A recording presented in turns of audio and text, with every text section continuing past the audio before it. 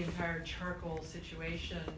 Where did it start? What was the genesis for you? So I live and work in the Dominican Republic. I work in the environmental field and sustainable tourism.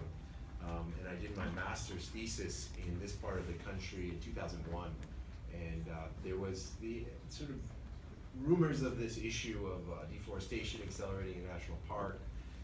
There was charcoal production that we heard about, but because so few people in the Dominican Republic actually consume it, on the Dominican side, you rarely ever saw it. So you kind of heard about it, but you didn't see it. So it was always this interesting idea to me when I was doing my research. And you know, the Dominican Republic, the island of Hispaniola, the relationship between the Dominican Republic and Haiti is a famous case study in sort of environmental management, which is my area of interest. And basically, a lot of folks, Jared Diamond has looked at it in his book Collapse, the way the trajectory of two countries can be so different based on how they manage their natural resources. And so that's what drew me to the issue, and I, you know, we've made contacts with Ben Sulco, who's our producer, and we sort of explored this idea. This was about 5 years ago, and we went and did a whole trip around the border, and we started looking at the issue and exploring it and researching. And then when we started filming, about a year later was actually when the murder happened. So we were pretty far into the process and really had this, you know, at least an idea but no story in when we got going. And then the murder happened, and we thought that was a really interesting way to tell this story and to enter into the bigger story. And so that was kind of how it happened. And a lot of these things sort of just unravel. You know, what we expected to find was essentially that the protected area would have, you know, opportunistic farmers, probably from Haiti, you know, producing some charcoal. That's sort of what we expected to find. And when we got into deeper and deeper into the investigation, we found it was just much bigger than that. It was a much bigger problem and much bigger scale. Clearly. Questions? Anybody? You're next. Thank you for the invitation today. My name is Marcus Pollock. I got a question about the difference in the cultures between Haiti and the Dominican. Now, you suggested that the coal was not used on the Dominican side. What is used, and how can that example be transported, or if you like, transferred to the people of Haiti? Yeah, I think that was, you know, one of the reasons that Hispaniola as an island is such a unique case study is because you have two separate countries, two separate sort of colonial histories, and the Dominican Republic at a certain point in their history, almost to an extreme degree, decided to change their trajectory. They had similar forest cover, and the Dominican, following the dictatorship, had a president who aggressively went after sort of closing out deforestation. It provided an alternative to charcoal, which is, you know, propane gas. Put stoves and all the equipment for stoves in people's hands, subsidized gas, put the protected areas under a military control, and really enforced the national parks almost to an extreme degree, and outlawed timber. And so they really put the clamp down on, you know, deforestation as it was happening at the time, and the forests recovered. And at the same time period, there was almost, you know, for many different reasons, many of those same policies were not implemented in Haiti, and you saw forest decline. And so, you know, in an environmental world, this is kind of a really unique case study. On an island, you have similar resources, and all of a sudden you have two very different sort of trajectories. And Dominican Republic is known right now as one of the fastest growing economies in Latin America. And Haiti is famously known as having an economy that's not doing so well. You know, in addition to the natural resources and political issues as well. But so it's such an interesting case study, and it's sort of a lesson. And right now, we sort of see it as this unique moment in time when something can still be done for both sides. The Dominican Republic is slowly sort of slipping backwards towards what they were, and Haiti has a long way to grow to improve. So the way, you know, we've been approaching this, and I live in the Dominican Republic, so I've been screening this nonstop for the last few months, and speaking with people and trying to figure out ways that we can encourage dialogue about this. But the way it has to happen, it has to be a bi-national solution. There has to be some kind of approach that attacks the market and some kind of approach that attacks the demand and the production. You decide. There's a gentleman down here in blue. There. And then Come over here so I can turn my back on everybody. Thanks. Hi, Jake. Great job, great film. Thank you for producing it. My name is Andrew Rothman. I'm with American Bird Conservancy, and our organization has been working in this area for about the last 7 or 8 years. In particular, because what wasn't mentioned in the film is actually it's an important bird area and is probably the most important bird area on the island. Almost all of the endemic species are there, and it's a great place for migratory birds, including migratory birds that are also highly threatened, like the big-nosed thrush. So I'm really glad that you made the film. This is a really difficult issue, and I think you presented it really well. I guess you know, one of my hopes is to continue to work with you Sure. and others and continue to address this issue. And so I guess I just want for all of us here to know, like, what are your hopes for the film? And then, you know, you talked about just now some of the possible cross-border solutions, but if we can try to generate some interest and even some funding, what might you see as some of the priorities for the use of that funding?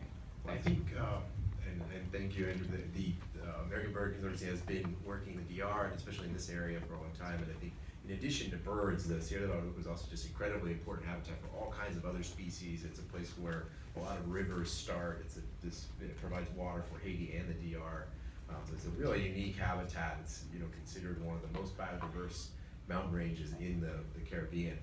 And so, you know, what we want is the film to serve as sort of a wake-up call, leaves you a little bit surprised and shocked, and maybe, you know, if you're Dominican or Haitian, makes you a little much more than that. We're concerned.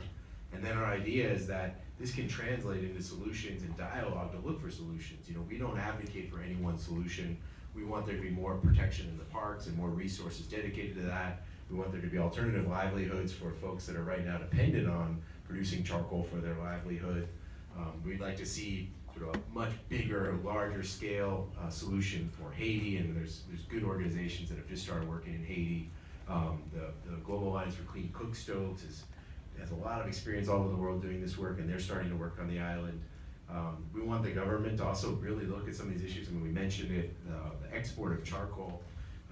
This wasn't totally covered in the film, but there is now this growing export market of authorized charcoal from the Dominican Republic to the United States, Turkey, Puerto Rico, Spain, and it's almost shocking. You know, the United States is now purchasing similar amounts of charcoal from the Dominican Republic as they do from Canada and Brazil. The Dominican Republic is a small island in the Caribbean compared to, you know, these huge land areas, and it doesn't really have the infrastructure to really control sustainable production at this moment. Maybe at some point they will, but, you know, we saw on the field it just doesn't exist. So, you know, we. Sorry, They both go? I can yell too. Sorry. So essentially what we're hoping though is that there'll be sort of a number of different types of solutions to this problem, and there'll be sort of different approaches that include protection, that include enforcement, alternatives, you know, better livelihoods for certain people, big binational approaches. International aid could be, you know, used in different ways to be more successful to solve this problem. Yeah, I think we're yelling now. Question? Did someone, there was someone in green? Hi.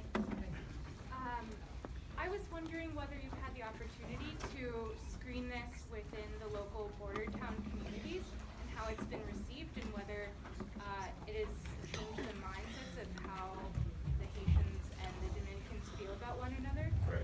So this was whether we've screened in border areas in the DR and Haiti. So far, you know, we've done 2 film festivals internationally, and then we entered sort of the summer doldrums for festivals, so there hasn't been a lot of movement there. And I've been doing private screenings, primarily in the Dominican Republic, because that's where I live and where most of my contacts and network are.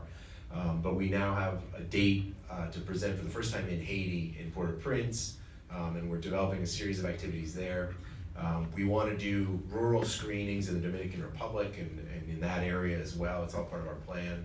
And do outreach in those areas. And in Haiti, we're still in the process of getting money together to put together a Creole version of the film. And we're starting with a subtitled version, and then eventually so we have as wide audience as possible to try and get a dubbed Creole version, which we're working on. So those are things that take a little bit of time and resources and things like that, but we're definitely, that's our goal, is to get this out as much as we can, especially on the island, in particular folks like that. In the man in blue, yes. Got a makeup here. I think the film does a very effective job of establishing a direct link between poverty and environmental pollution. If proof is needed at all, I think it's very clear that unless there's a frontal attack on poverty, whether it's in Asia or Africa or in South America, removal of environmental pollution in the long run will be a pipe dream. I mean, we had the Paris Agreement on environment about 6 months ago. One heard a lot about different countries promising to do, reducing their use of fossil fuels and things like that. But one didn't hear too much about poverty. That's at the base of the problem. And I think that's what the model of the story is. Yeah, and I think, one of the comments we've got, and one of the screens I did in Dominican Republic, is that we, in Spanish it sounds a little better than in English, but so we took a portrait of the country through charcoal. And I think that's kind of the idea, is that there are a lot more issues than just environment held in some of the things we looked at. And that wasn't necessarily what we set out to do, but we found that poverty is a major issue, that inequality is a major issue, that, class and socioeconomic differences is a big issue, culture is a big issue, and then, as you work towards the environmental issues, they're certainly important. We started with sort of the hypothesis that Jared Diamond talks about in Collapse, is that the relationship of economy and of political strength is often very related to environmental issues as well. Okay, the lady in white.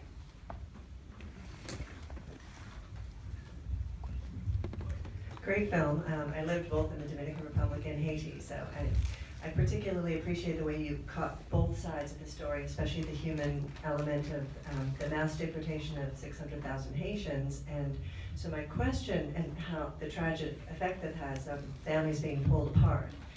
So since you're living in the Dominican Republic, my question is, how is that perceived right now in terms of the way the industries, agriculture, et cetera, has depended for 30 years, 40 years, on the labor of Haitians, and now they're going to be gone. So what is the perception of how they're going to fill that labor source? I don't want to understate the problem, and I think, we started filming 5 years ago, and the idea that there was tension between the countries was certainly on our radar, but never to the degree that there was going to be a law passed that, all foreigners had to be given a new authorization to live where they maybe some of them have lived for over 5 generations. So we sort of stumbled across this issue as the law came into effect, and it's certainly had a major impact. I mean, there was a BBC article today or yesterday about some of the communities that have grown out of the displaced Haitian population or Dominican Haitian population in the DR that has gone back to Haiti. And so it's an extremely complicated issue. I couldn't speak on behalf of the agricultural sector.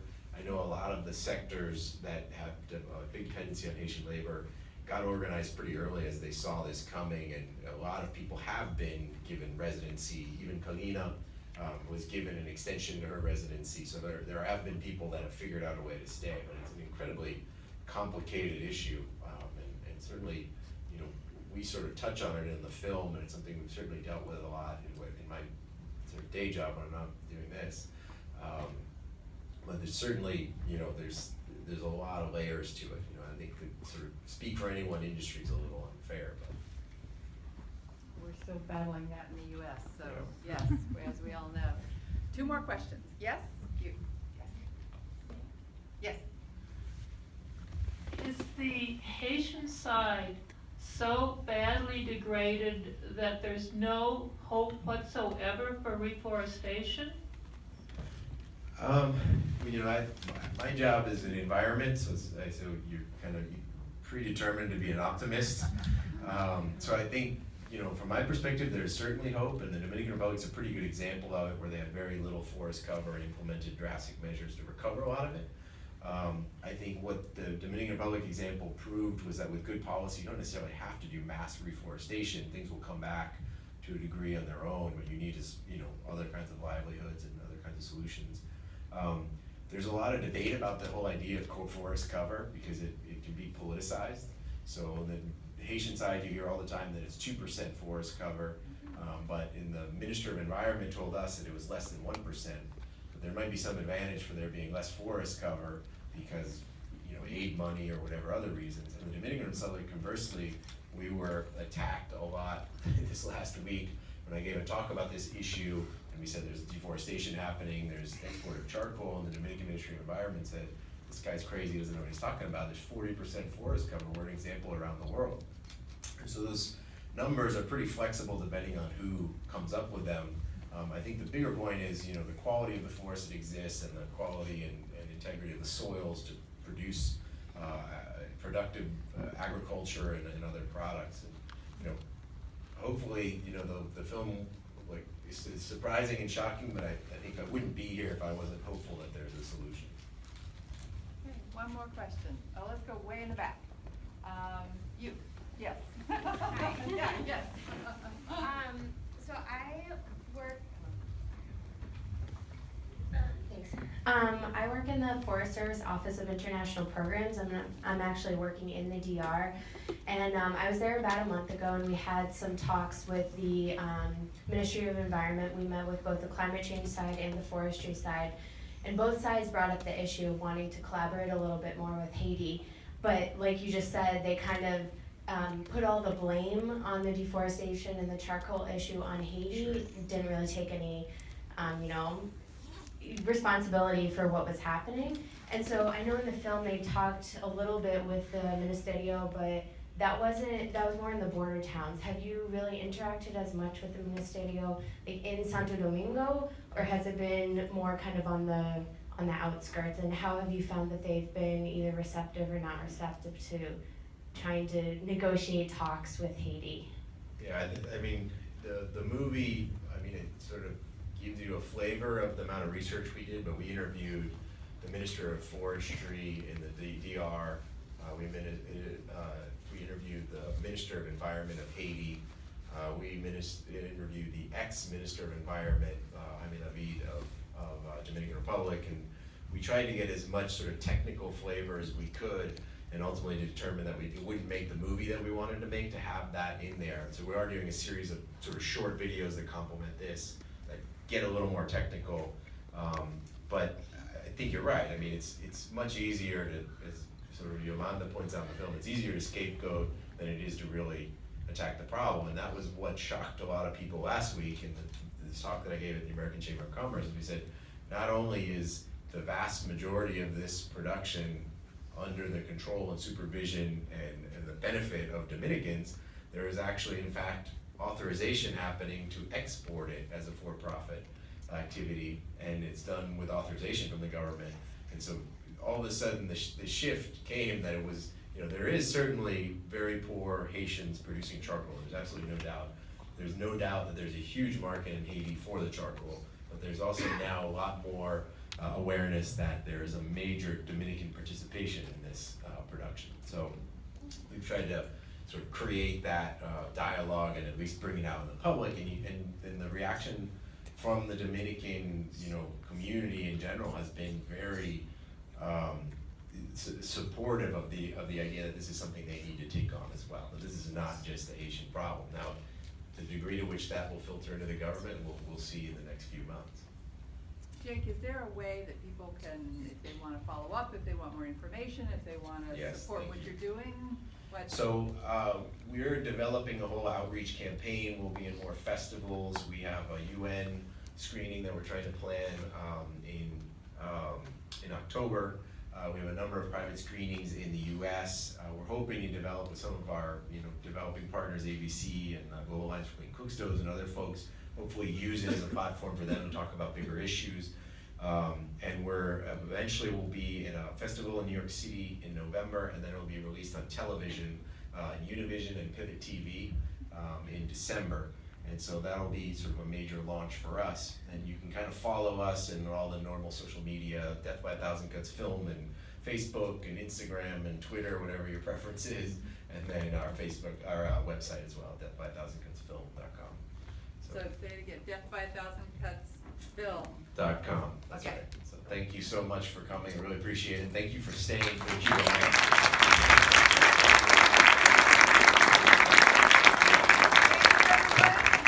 And like I said, we try to do these at least every month. So go to our website, DCEFF.